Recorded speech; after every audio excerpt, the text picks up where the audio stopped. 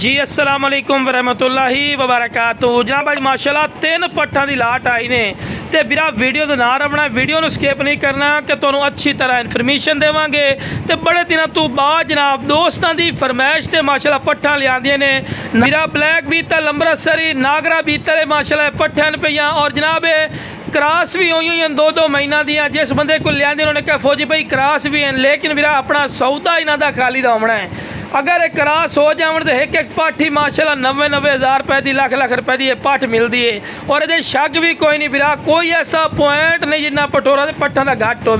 हर point जबरदस्त है, white अख, तोता फेस माशाल्लाह, कन्ना दे लापर जबरदस्त, कोई ऐसा पॉइंट है जो घट नज़र आ रही हो। तो लो बिरा हवाने चड्डे की अगली साइड से झालर है पई, ये आम पट्ठा की नहीं होंगी बिरा, जिन्ना माशाल्लाह ये जी झालर। तो जनाब वेख रहे हैं डिटेल विखा रहे हैं भी गब्बन भी हवाना चड्डा भी बना रही है पई, लेकिन बिरा सौदा खाली दा, झूठ नहीं बोलना। और फ्रैश दो दांदी ने पईयां, 33-34 इंच इन्हों की हाइट ने पई। तो ला बिरा हुसन और खूबसूरती की माशाल्लाह खीरी ने, जितनी मैं तरीफा करना फायदा कोई नहीं। माशाल्लाह 100% वाली माशाल्लाह चीज़ आई ने।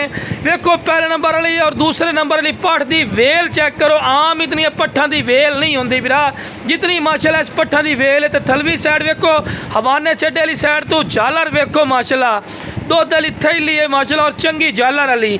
बाकी जनाब माशाल्लाह तोता फेस ने तो वंडा भी खवा के विखा रहे हैं, कन्ना दे लापर जबरदस्त, वेल जबरदस्त, दोम बिल्कुल तीर वाली कर सीधी, पैर बनने क्योंकि तुहानूं वीडियो बना के चेक करवानी है। हुण अब 3 पट्ठा अगर तुसीं मंडी दे विच चले जाओ फार्मर कोल या हयाली कोल, और हकीकती गल है ये जी पट्ठा घटो घट एक पट्ठ तो 70-70 हज़ार रुपए तो घट कोई नहीं मिलनी। लेकिन भी अपना रेट नहीं होना। लो भी झालर चेक करो, डिटेल चेक करवा रहे, कोई भी तो इस तरह इन्फॉर्मेशन नहीं देगा। लेकिन भी अपना रेट बिल्कुल जायज़ और मकूल हो सी। हाँ कोई मेरे को आमना चाहे लोकेशन ते आके भी लै सकता है। लोकेशन मेरी लुडन शहर ने, ज़िला व्याड़ी ने, लुडन मेन अड्डे ते यूबीएल बैंक और PSO पंप के सामने।